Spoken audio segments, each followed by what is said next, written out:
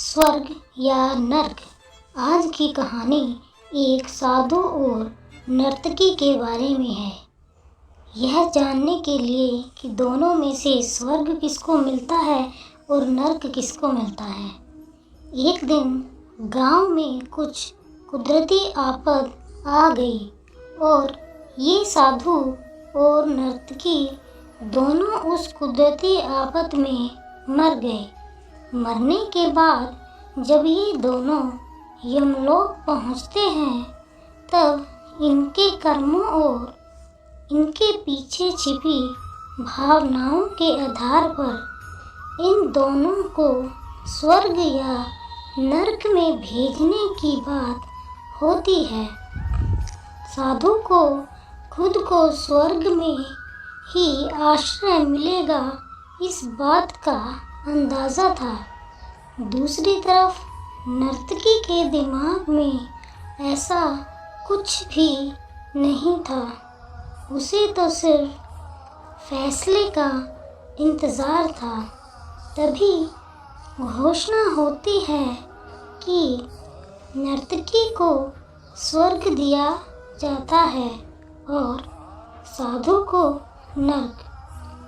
इस फैसले को सुनते ही साधु यमराज पर बहुत चिल्लाते हैं और उनसे क्रोधित होकर पूछते हैं कि यह कैसा न्याय है महाराज।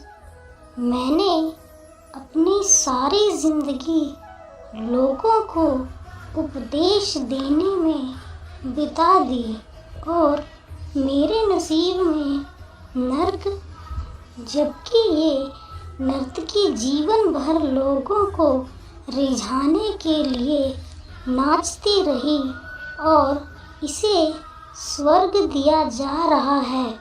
ऐसा क्यों? मेरे साथ ये अन्याय क्यों?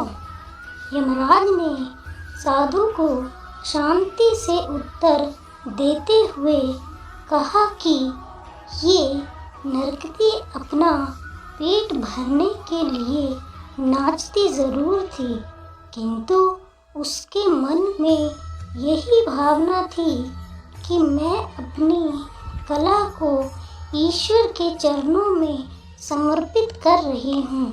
जबकि तुम लोगों को उपदेश देते हुए भी यह सोचते थे कि काश तुम्हें भी नर्तकी का नाच देखने को मिल जाए।